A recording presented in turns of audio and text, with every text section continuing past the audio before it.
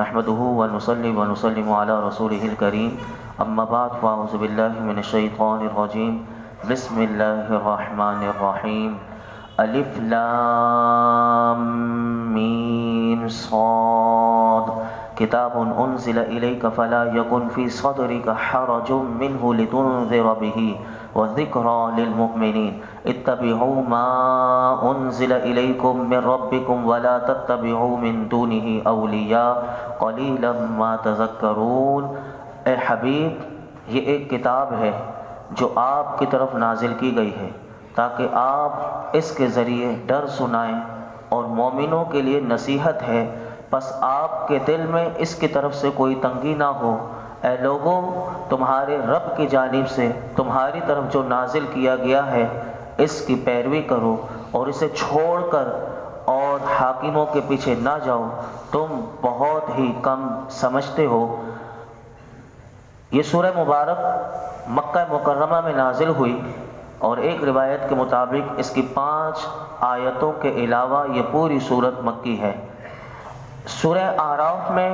206 آیتیں، 24 رکوع، 3325 کلمے اور 14010 حروف اس میں آتے ہیں۔ اعراف کا لغوی معنی ہے بلند جگہ۔ اس صورت میں آیت نمبر 46 میں آپ سماعت کریں گے آگے کہ جنت اور دوزخ کے درمیان ایک جگہ ہے، اس کو اعراف قرآن نے کہا اور وہ بہت بلند ہے۔ اس مناسبت سے اس سورت کا نام اعراف رکھا گیا۔ حضرت ام المؤمنین سیدہ عائشہ صدیقہ رضی اللہ تعالی عنہا سے روایت ہے کہ اللہ کے محبوب علیہ الصلوۃ والسلام نے ارشاد فرمایا کہ جس نے قرآن پاک کی پہلی 7 بڑی صورتوں کو حفظ کیا، یعنی بڑی صورتیں جو سورہ بقرہ، آل عمران، سورہ نساء، مائدہ، اعراف، میرے آقا فرماتے ہیں جس نے ان 7 بڑی صورتوں کو حفظ کیا اور وہ اس کی تلاوت کرتا رہا تو یہ اس کے لیے کثیر ثواب کا باعث ہے، اور ان 7 صورتوں میں سے یہ ایک سورہ اعراف بھی ہے۔ سورہ اعراف کی ابتدائی 3 آیات میں نے آپ کے سامنے تلاوت کی۔ اس میں پہلی آیت وہ حروف مقطعات میں سے ہے اور اس کی مراد اللہ ہی بہتر جانتا ہے۔ اے محبوب، ایک کتاب تمہاری طرف نازل کی گئی، یعنی اللہ رب العالمین نے اپنے محبوب سے فرمایا کہ قرآن پاک اس لیے نازل کیا گیا تاکہ آپ اس کے ذریعے لوگوں کو اللہ عز و جل کے عذاب سے ڈرائیں۔ اب یہ دیکھیں، ڈرانے کی بات ہو رہی ہے۔ بعض لوگ کہتے ہیں کہ ڈرانا نہیں ہوتا، صرف خوشخبریاں دین میں سناؤ۔ حالانکہ آپ اس آیت پر غور کیجئے کہ اللہ رب العالمین نے اپنے محبوب سے فرمایا کہ آپ اس کے ذریعے لوگوں کو اللہ عز و جل کے عذاب سے ڈرائیں۔ پس آپ صلی اللہ علیہ وسلم کے دل میں لوگوں کے سابقہ طرز عمل کی وجہ سے اور اس خیال سے کہ لوگ نہ مانیں گے اور اس پر اعتراض کریں گے، اسے جھٹلائیں گے اور اس تبلیغ فرمانے سے اللہ نے اپنے محبوب سے فرمایا آپ کو کوئی تنگی نہ آئے، آپ ان کفار کی مخالفت کی ذرہ برابر بھی پرواہ نہ کریں۔ تو اس آیت میں اللہ رب العالمین نے اپنے محبوب کی تسکین اور تسلی اور حوصلہ افزا فرمائی، اور ان آیتوں کے ذریعے اس امت کے تمام مبلغین جو درس دینے والے ہیں ان کو سبق دیا گیا کہ لوگ مانے یا نہ مانے، ان کی تکلیفیں پہنچیں، اس کی وجہ سے تبلیغ دین کو نہیں چھوڑنا چاہیے، حق بات کہنا نہیں چھوڑنا چاہیے، اللہ کا پیغام پہنچانا نہیں چھوڑنا چاہیے، چاہے نیکی کی دعوت دینے میں، قرآن و حدیث کا پیغام پہنچانے میں اگر کتنی بھی تکالیف تو ضرور آتی ہیں۔ اسی لیے تمام انبیاء کرام علیہم السلام کے بارے میں جب ہم قرآن و حدیث کا مطالعہ کرتے ہیں تو ہمیں پتہ چلتا ہے کہ سب سے مقدس ترین پاکیزہ ہستیاں یہ ہیں، انہیں دین پہنچانے میں سب سے زیادہ تکلیفیں پہنچائی گئیں، اور ان کے واقعات اب شروع ہوں گے انشاءاللہ اسی آیت میں بھی۔ اس پوری صورت میں 8 واقعات آئیں گے نبیوں کے، جس میں آپ سنیں گے کہ حضرت ابراہیم علیہ السلام کو آگ میں ڈالا جانا، اپنے ملک سے ہجرت کرنا، لوگوں کا آپ کو تنگ کرنا، یوں ہی حضرت موسیٰ علیہ السلام کا ہجرت کرنا، فرعون کا آپ کے مقابلے میں آنا اور آپ کو جادوگر قرار دینا، آپ کو گرفتار کرنے کے منصوبے بنانا، اور یوں ہی میرے آقا کی مبارک زندگی کو جب ہم دیکھتے ہیں تو میرے آقا علیہ الصلوۃ والسلام کا بھی بے پناہ تکلیف دین کی وجہ سے اٹھانا، لوگوں کا معاذ اللہ حضور پر کوڑا کرکٹ پھینکنا، اور اسی طرح حضور کے راستے میں کانٹے بچھائے جانا، آپ کو شہید کرنے کے منصوبے بنانا، اور آپ کو اتنا مجبور کر دینا کہ آپ کو مکہ چھوڑ کر مدینے کی سرزمین پر تشریف لے جانا۔ میرے آقا کو جادوگر کہا گیا، میرے آقا کو کاہن، شاعر کہا گیا، اور آپ سے جنگ وغیرہ کی گئی۔ یہ ساری قرآن بتاتا ہے، یہ اس بات کی دلیل ہے کہ راہ تبلیغ میں تکالیف تو آنا ایک معمول کی چیز ہے، لیکن اسے برداشت کرنا، جو اسے برداشت کرے گا، کہا گیا کہ انبیاء کرام علیہم الصلوۃ والسلام کی سنت ہے۔ اور اسی آیت میں ہم سب کے لیے پیغام دیا گیا کہ اے مومنو، یہ قرآن تمہارے لیے نصیحت ہے، اور نصیحت وہی حاصل کر سکتا ہے کہ جو اس قرآن کو پڑھے گا، جو اس قرآن کو کھولے گا، جو اس قرآن کو سمجھنے کے لیے توفیق اس اللہ سے مانگے گا اور ہدایت مانگے گا، وہ پھر اسے اس قرآن سے نصیحت بھی ملے گی اور نور بھی ملے گا، برکتیں بھی ملیں گی، رحمتیں بھی ملیں گی، عزتیں بھی ملیں گی۔ جو اس قرآن کو چھوڑ دے گا تو پھر وہ غور کر لے کہ وہ کس سے اپنا منہ پھیر رہا ہے، تو پھر دنیا میں اس کے اندھیرا ہی اندھیرا ہوگا۔ آگے ارشاد فرمایا وَكَم مِّن قَرْيَةٍ أَهْلَكْنَاهَا فَجَاءَهَا بَأْسُنَا بَيَاتًا أَوْ هُمْ قَائِلُونَ، اور کتنی ہی ایسی بستیاں ہیں جنہیں ہم نے ہلاک کر دیا تو ان پر ہمارا عذاب رات کے وقت آیا یا جب دوپہر کو وہ سو رہے تھے۔ اس آیت میں اللہ رب العالمین نے جھنجھوڑا کہ کتنی بستیاں ایسی تھی، یعنی جو قرآن کا حکم نہ مانے، قرآن کی پیروی نہ کرے، اللہ کے حکم کو چھوڑ دے، ان لوگوں کے لیے پیغام اس آیت میں دیا گیا کہ کتنی ایسی بستیاں ہیں کہ جنہیں ہم نے ہلاک کر دیا اور ان پر ہمارا عذاب رات کے وقت آیا یا دوپہر کے وقت آیا۔ اس کے معنی کیا ہے؟ عذاب ایسے وقت میں آیا کہ انہیں خیال بھی نہ تھا کہ رات کو اچانک وہ سو رہے تھے نیند میں اور عذاب اللہ کا آ گیا۔ دوپہر کے وقت وہ کیلولہ کرنے میں مصروف تھے، سو رہے تھے، اور عذاب نازل ہونے کی کوئی نشانی نہ تھی، نہ کوئی قرینہ تھا، لیکن اچانک عذاب آ گیا۔ تو قرآن کہتا ہے یہ اچانک عذاب جب آیا تو انہیں بھاگنے کی مہلت بھی نہ مل سکی، اور اس سے سارے کافروں کو بھی متنبہ کیا کہ وہ یہ نہ سوچے کہ تمہیں ہم نے اسباب امن اور راحت پر مغرور نہ ہو۔ کسی کے پاس کتنی بھی ٹیکنالوجی ہو کہ وہ سمجھے کہ ہم بچ جائیں گے، جیسے بعض لوگ وہ زلزلہ آنے سے پہلے ریکٹر اسکیل، وہ پلیٹیں بچھائی گئیں، وہ ہمیں پتہ چل جائے گا کہ زلزلہ آنے سے پہلے پلیٹیں ہل رہی ہیں نہیں ہل رہی، اس طرح کے سارے اسباب لوگوں کے پاس۔ قرآن کہتا ہے کہ جب اللہ کا عذاب آتا ہے وہ دفعتاً آ جاتا ہے، پھر کوئی عذاب نازل ہونے کی کوئی نشانی نہیں ہوتی۔ آگے اور جھنجھوڑا گیا فما كان دعواهم اذ جاءهم بأسنا الا ان قالوا انا كنا ظالمین، تو جب ان پر ہمارا عذاب آیا ان کی پکار اس کے سوا اور کچھ نہ تھی کہ بے شک ہم ہی ظالم تھے۔ یعنی قرآن بتاتا ہے جب عذاب آ گیا وہ اب ان کی زبانوں سے نکل پڑا اور ان کی پکار صرف یہی تھی کہ ہم ظالم تھے اور ہم ہی لوگ وہ تھے کہ جو ظلم کیا کرتے تھے، اور اس ظلم کی وجہ سے ہم اپنے اوپر آنے والے عذاب کو نہ روک سکے۔ یہی جملے ہوں گے جب برباد ہوتا ہے تو انسان یہی کہتا ہے کہ یہ میرے کرتوت تھے، اسی وجہ سے میں برباد ہو رہا ہوں۔ تو برباد نہ ہو، قرآن نے بتا دیا کیا کرو، وہ شروع کی آیات میں آپ نے سن لیا۔ آگے ارشاد فرمایا فَلَنَسْأَلَنَّ الَّذِينَ أُرْسِلَ إِلَيْهِمْ وَلَنَسْأَلَنَّ الْمُرْسَلِينَ، تو بے شک ہم ضرور ان لوگوں سے سوال کریں گے جن کی طرف رسول بھیجے گئے، اور بے شک ہم ضرور رسولوں سے سوال کریں گے۔ یعنی ان کافروں کی امتوں سے پوچھا جائے گا کہ جن کی طرف رسول بھیجے گئے کہ تمہیں تمہارے رسولوں نے تبلیغ کی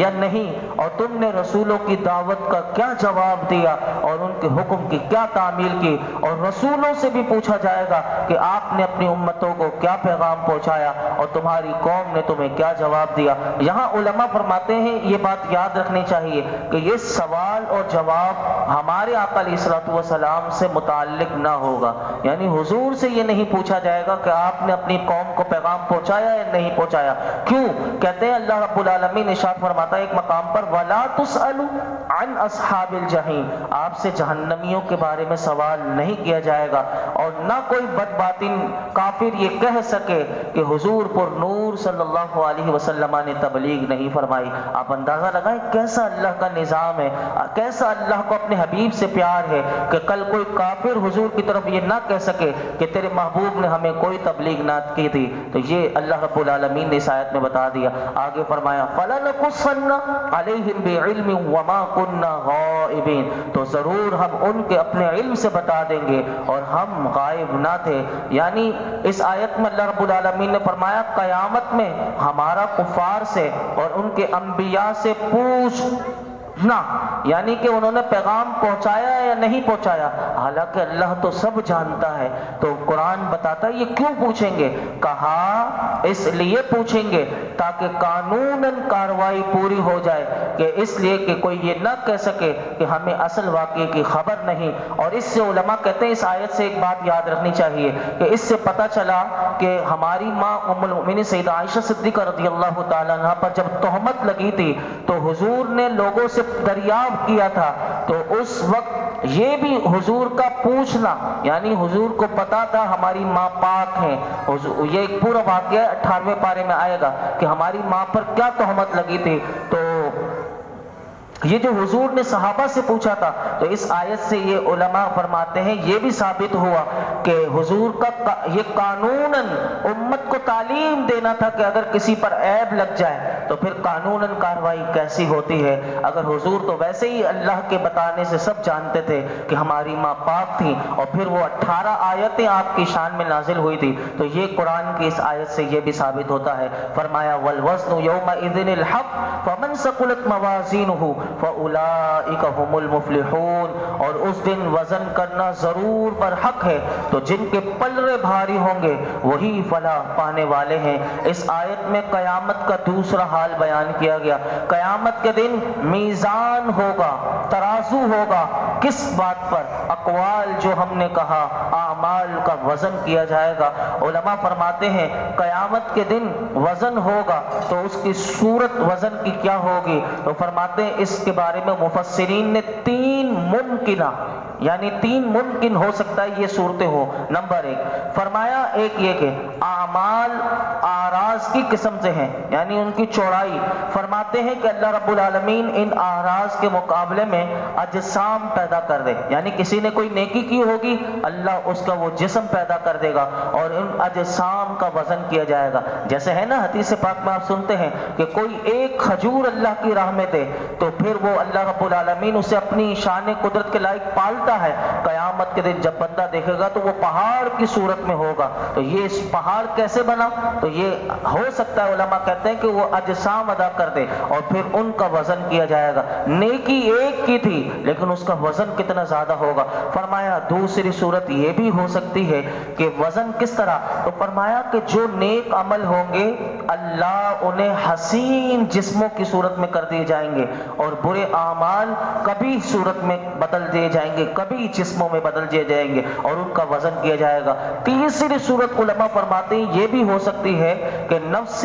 اعمال کا وزن نہ کیا جائے بلکہ اعمال کے صحائف کا وزن کیا جائے۔ جو کرامن کاتبین موجود ہیں، ہمارے بارے میں سب کچھ لکھا جا رہا ہے، ہم کیا کرتے ہیں ہر بات وہ لکھتے ہیں، تو وہ صحائف جو لکھ کر دفتر کے دفتر تیار وہ رکھے جائیں گے اور اس کا وزن کیا جائے گا۔ ایک حدیث پاک میں آپ کے سامنے رکھتا ہوں، حضرت سلمان فارسی رضی اللہ تعالیٰ عنہ سے روایت ہے کہ اللہ کے محبوب علیہ الصلوۃ والسلام نے ارشاد فرمایا قیامت کے دن میزان رکھا جائے گا، اگر اس میں آسمانوں اور زمینوں کو رکھا جائے تو وہ اس کی بھی گنجائش رکھتا ہے۔ یعنی کتنا بڑا میزان ہوگا کہ اگر زمین و آسمان رکھ دی جائیں اس کے باوجود وہ گنجائش رکھتا ہوگا۔ فرشتے اللہ کی بارگاہ میں عرض کریں گے، میرے آقا فرماتے ہیں یا اللہ اس میں کس کو وزن کیا جائے گا؟ اللہ ارشاد فرمائے گا میں اپنی مخلوق میں سے جس کو چاہوں گا۔ فرشتے عرض کریں گے مالک تو پاک ہے،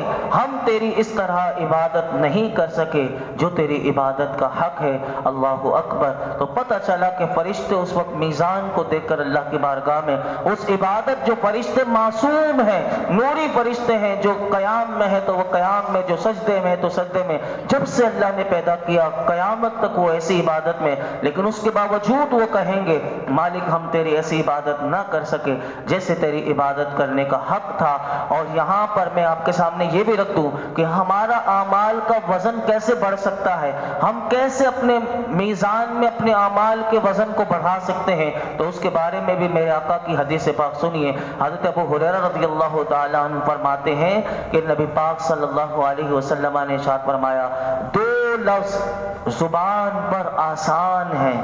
میزان میں بھاری ہیں، یعنی ترازو میں بھاری ہوں گے، اور اللہ کو بڑے محبوب ہیں۔ حضور فرماتے ہیں رحمان کو بڑے محبوب ہیں، وہ دو لفظ یہ ہیں، سبحان اللہ و بحمدہ سبحان اللہ العظیم، یہ اللہ کو بڑے محبوب ہیں۔ اور اسی طرح ایک اور حدیث پاک میں آپ کے سامنے رکھتا ہوں، حضرت ابو مالک اشعری رضی اللہ تعالیٰ فرماتے ہیں اللہ کے محبوب نے ارشاد فرمایا، پاکیزگی نصف ایمان ہے، یعنی آدھا ایمان یہ ہے کہ بندہ پاک صاف رہے، اور فرمایا الحمدللہ، میرے آقا فرماتے ہیں یہ میزان کو بھر دیتا ہے، یعنی آپ نے ابھی سنا میزان کتنا بڑا، میرے آقا کہتے ہیں صرف الحمدللہ کہنا، تو اسی لیے تو حدیث پاک میں آتا ہے افضل الذکر لا الہ الا اللہ، اور افضل الدعاء الحمدللہ، سب سے بہترین دعا ہے بندہ الحمدللہ ہر وقت اس کے لبوں پر ہو۔ اور ایک اور حدیث پاک میں حضرت عبداللہ بن عباس رضی اللہ عنہما روایت کرتے ہیں کہ اللہ کے محبوب نے ارشاد فرمایا، یہ تو بڑی زبردست حدیث ہے، اس میں ساری حدیثیں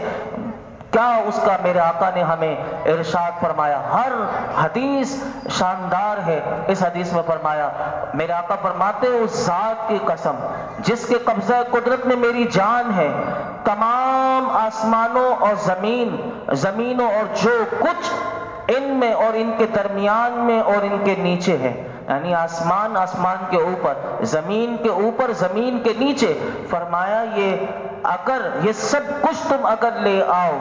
اور اسے میزان کے ایک پلڑے میں رکھ دو، آپ اندازہ لگائیں کتنا وزن ہوگا کہ زمین پر کیا کچھ نہیں ہے۔ حضور فرماتے ہیں یہ سب کچھ زمین کے نیچے کیا کچھ نہیں ہے، جب زمین میں سے معدنیات نکلتے ہیں کیا کچھ زمین سے نہیں نکلتا، بندہ جب پتہ چلتا ہے کہ اللہ نے کیا کیا بنایا، آسمان پر کیا کچھ نہیں، تو فرمایا یہ سب کچھ لے کر آ جاؤ، حضور فرماتے ایک پلڑے میں رکھ دو، اور فرمایا کلمہ شہادت، دوسرا کلمہ جو وضو کے بعد بھی بندہ پڑھے تو اس کے لیے آسمان کے، حضور فرماتے کلمہ شہادت کو دوسرے پلڑے میں تو وہ پہلے پلڑے سے بھی بھاری ہوگا، یعنی اشہد ان لا الہ الا اللہ وحدہ لا شریک لہ واشہد ان محمدا عبدہ ورسولہ، یہ کلمات کتنے خوبصورت ہیں۔ حضور فرماتے اس کا وزن اتنا زیادہ ہوگا کہ زمین و آسمان کی ساری چیزیں بھی اس کے مقابلے میں کوئی حیثیت نہیں رکھتی۔ اور ایک اور حدیث میں حضور نے فرمایا کہ اچھے اخلاق سے زیادہ میزان میں کوئی چیز بھاری نہیں۔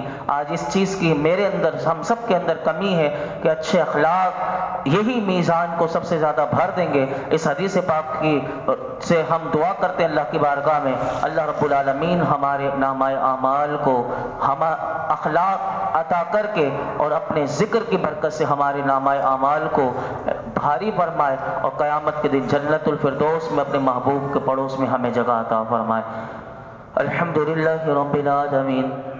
والصلاة والسلام على سید الانبیاء والمرسلین وعلى آلہ واصحابہ اجمعین۔ یا اللہ پاک جو کچھ ہم نے سنایا اس میں کوئی غلطی کوتاہی ہو معاف فرما، اپنی بارگاہ ہمیں قبول فرما، ہمیں قرآن حکیم کا نور عطا فرما، قرآن حکیم کی معرفت عطا فرما، اس کو ذوق اور شوق کے ساتھ پڑھنے، سمجھنے، عمل کرنے کی توفیق عطا فرما، ہم سب کو با عمل بنا دے، با اخلاق بنا دے، با حیا بنا دے، ہمارے کردار کو اچھا کر دے، ہماری زبانوں کو اچھا کر دے۔ اے اللہ ہمیں ہر بد اعمالی سے، ہر گناہ سے بچنے والا بنا دے۔ یا اللہ دین و دنیا کی خیر عافیت، بھلائیاں، عزتیں، نعمتیں، راحتیں، سکون ہماری نسلوں کا، ہمارے گھر والوں کا مقدر فرما۔ آج تک جتنی دعائیں کی ہیں آئندہ کریں گے سب دعاؤں کو قبول فرما۔ اس درس قرآن میں یہ جتنے حاضرین موجود ہیں ان کے دل میں جو جائز مراد ہو اس پر اپنی رحمت کی نظر فرما۔ وصلی اللہ تعالی علی خیر خلق محمد وعلی آلہ وصحابہ